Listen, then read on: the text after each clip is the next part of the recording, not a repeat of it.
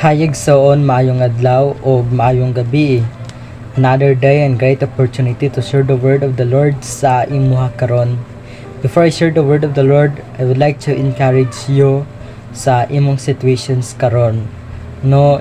Brothers and sisters, in our life, si Jesus ang atong gikinahanglan.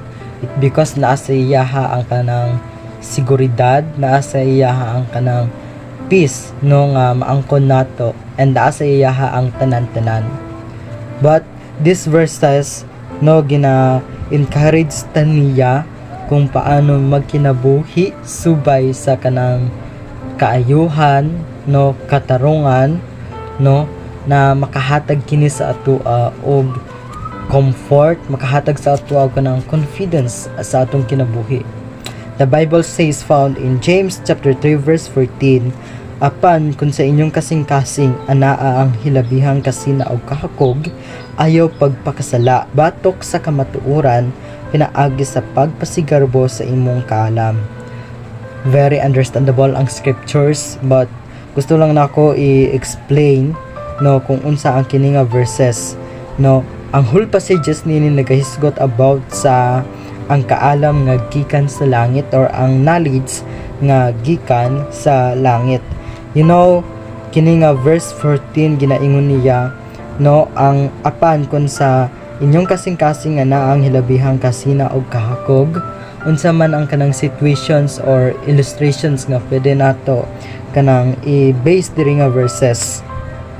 If ang atong heart naa sa kanang greed or naa sa kanang envy nga naay kasina, unsa ang pwede nato mabatunan?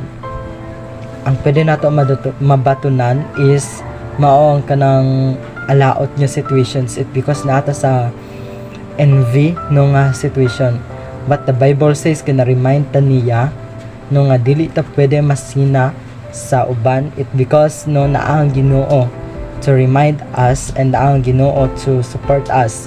And mao ang kanang purpose sa verse, and dili lamang sa James chapter 3 verse 14, but in the whole Bible gina-emphasize niya kung unsa jud ang buhaton nato, or gina-emphasize niya nga ang adunay greed or ang adunay kanang envy is dili maayo jud sa usa ka tawo. And ana gani siya diri ayaw pagpakasala, batok sa kamatuoran, pinaagi sa pagpasigarbo sa imong kaalam. Very clear kayo ang verse. Ana siya, dili ta pwede magpakasala sa kanang batok sa kamatuoran, pinaagi sa paggarbo sa atong kaalam.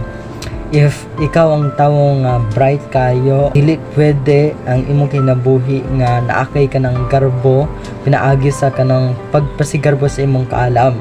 But because sa mata sa Ginoo, very bugo kaayo ta, it because dili nato matukib ang kaalam sa Ginoo, and your knowledge is very limited lang kayo na siya sa Ginoo. If your knowledge feeling nimo unlimited na siya sa imong kinabuhi, and naana kay pride, I tell you, God against that kanang perspective. It because sa Ginoo wala tay kanang mabuhat, or sa Ginoo wala kay knowledge kung dili ka niya hatagan og kanang knowledge. Through Him, everything sa knowledge nga naa sa ato pinaagi ra jud sa iyaha, ginahatag niya ang kanang kaalam. That's why ang imong knowledge karon or mga achievements in life, I tell you nga ang imong kaalam dili pwede nga ipasigarbo nimo na. It because hinuon ang imong kaalam gamita kini sa himaya sa Ginoo to glorify and honor Him, and also ang imong knowledge gamita kini sa kaayuhan.